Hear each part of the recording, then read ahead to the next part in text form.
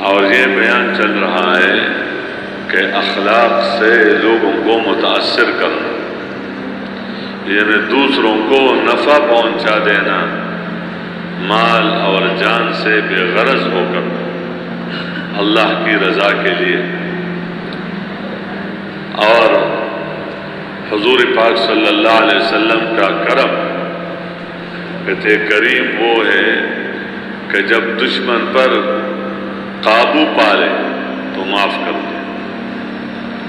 اس لیے حضور پاک صلی اللہ علیہ وسلم نے کبھی بھی اپنی ذات کی وجہ سے کسی پر غصہ نہیں کیا، کسی سے بدلہ نہیں لیا، بس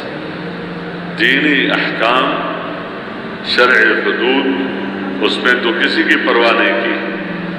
لیکن جہاں تک اپنی ذات کا تعلق ہے اس میں کسی سے انتقام نہیں لیا۔ تو جو کچھ انہوں نے کیا تھا حضور صلی اللہ علیہ وسلم کے ساتھ، یہاں تک کہ صفوان بن امیہ نے تو عمیر کو بھیجا تھا حضور صلی اللہ علیہ وسلم کے قتل کرنے کے لیے، اور اس کے ذمہ جو قرض تھا یا ان کے اولاد کا جو خرچہ تھا اس نے اپنے ذمہ لیا تھا۔ یہ تو الگ بات ہے جب وہ وہاں پہنچ کر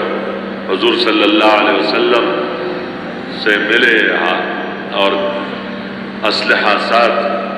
کس ارادے سے آیا ہو، انہوں نے کہا بس وہ میرا تو جو بیٹا یا جو بھی رشتہ دار تھا وہ تمہارے ہاں قید ہے، اس کے متعلق بات کرنے کے لیے آیا ہوں۔ حضور صلی اللہ علیہ وسلم نے فرمایا جو بات کرنے آتا ہے وہ اسلحہ لے کر نہیں آتا، سچ بتاؤ میرے قتل کے ارادے سے نہیں آئے ہو؟ تمہیں اور صفوان کے آپس میں یہ باتیں نہیں ہوئی تھی کہ میں اتنا دوں گا، یوں ہوگا یوں ہوگا؟ اس نے کہا میرے اور صفوان کے آپس میں یہ باتیں ہوئی تھی، تیسرا کوئی بھی نہیں تھا، تجھے تو اللہ ہی نے بتایا ہے، تو اس وقت وہ مسلمان ہو گیا تھا۔ تو یہ صفوان اس درجے کا دشمن تھا، لیکن اللہ نے اس کے لیے اسلام کا ارادہ کیا تو حضور صلی اللہ علیہ وسلم نے اس کے ساتھ کتنا اچھا معاملہ کیا باوجود ان چیزوں۔ بہرحال یہ واقعہ کہ مکہ کے دن، فتح مکہ کے دن، صفوان بن امیہ کی جو بیوی تھی اس کا نام بغوم بنت المعدل، یہ کنانہ قبیلے سے تھی، تو مسلمان ہو گئی تھی۔ اور جہاں تک صفوان کا تعلق تھا تو وہ تو بھاگ کر ایک گھاٹی میں پناہ لے چکا تھا، وہاں سے بھاگا تھا، اور اس کے ساتھ اس کا غلام یسار تھا اور کوئی بھی نہیں تھا۔ یہ دونوں جا رہے تھے، ان کو اچانک کوئی کسی پر نظر پڑ گئی کہ کوئی آ رہا ہے، تو یہ اس نے اپنے غلام سے کہا تمہارا ناس ہو، دیکھو تو صحیح ہے کون آ رہا ہے۔ اس نے کہا یہ تو عمیر بن وہب آ رہا ہے۔ تو صفوان نے کہا کہ میرا اس کے ساتھ کیا واسطہ، میں کیا کروں میرے سے؟ خدا کی قسم یہ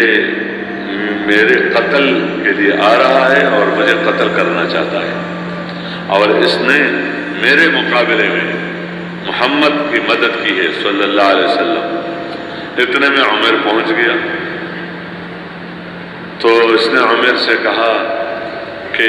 اب بھی تمہیں چین نہیں آیا میرے ساتھ جو آپ نے جو کچھ کیا، کہ قرضہ آپ کا میں نے اپنے ذمہ لیا، تمہارے اہل و عیال کا خرچہ میں نے اپنے ذمہ لیا،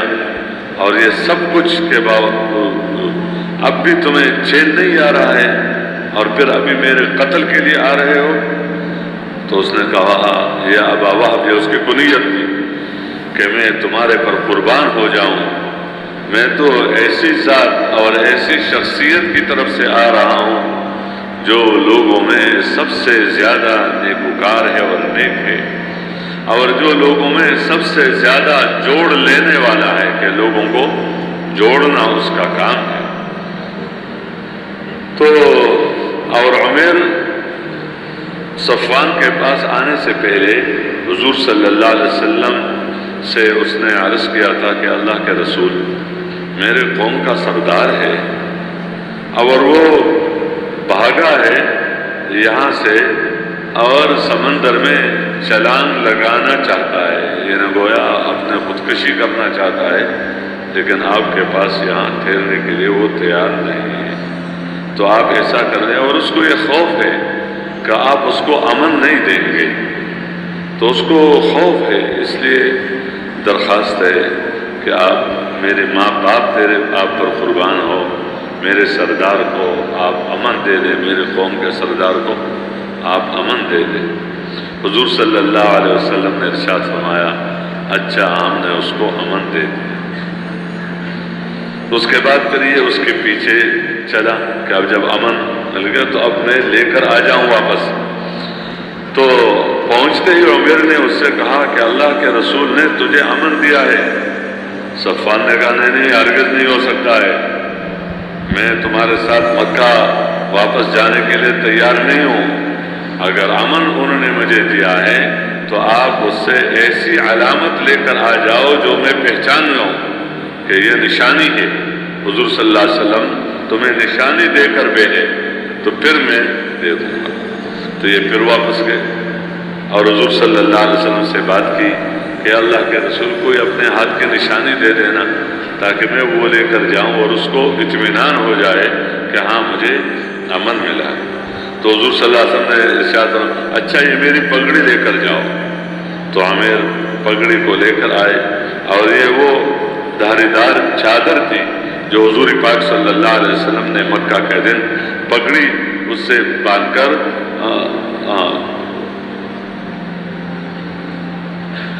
تو عمیر وہاں سے دوبارہ صفوان کے طلب میں نکلا اور وہ پگڑی ہاتھ میں جب وہاں پہنچا تو پھر اس کو کہا اے ابا میں تو لوگوں میں سے سب سے زیادہ بہتر انسان کی طرف سے تمہارے پاس آ رہا ہوں، سب سے زیادہ جوڑ لینے والے انسان کے پاس تمہارے پاس آ رہا ہوں، اور سب سے زیادہ بردبار انسان کی طرف سے میں تمہارے پاس آ رہا ہوں۔ سوچو تو صحیح، اس کا شرف تمہارا ہی شرف ہے، اس کی عزت تمہاری عزت ہے، اس کا ملک تمہارا ہی ملک ہے، آخر تمہارے ہی قبیلے کا ہے، تمہارا ہی آدمی ہے۔ اس لیے اپنے بارے میں اللہ سے ڈرو، اور مجھے ڈر لگتا ہے کہ کہیں تجھے قتل نہ کر دیا جائے، حالانکہ وہ تو تجھے دعوت دے رہا ہے کہ اسلام قبول کر لو، اگر تجھے پسند ہے خوشی سے تو اسلام قبول کر لو، ورنہ تجھے 2 مہینے مہلت ہے، تجھے کچھ نہیں کہا جائے گا۔ وہ تو لوگوں میں سب سے زیادہ اپنے بات کا پورا کرنے والا اور سب سے زیادہ نیک انسان ہے۔ اور دیکھو یہ چادر وہ مجھے دے کر گئے ہیں، یہ پگڑی، اس کو تم پہچانتے ہو؟ اس نے کہا یہ تو میں نے پہچانتا ہوں کہ یہ اس دن حضور صلی اللہ علیہ وسلم نے پگڑی باندھی تھی۔ جو کچھ سنا اللہ پاک اس پر عمل کرنے والا اور ساری کی ساری انسانیت تک پہنچانے والا بنائے۔ دین کی بات پھیلانا صدقہ جاریہ ہے۔ مزید ہماری ویڈیوز کو دیکھنے کے لیے ہمارے چینل دعوت تبلیغ کو سبسکرائب کریں۔ جزاکم اللہ خیرہ۔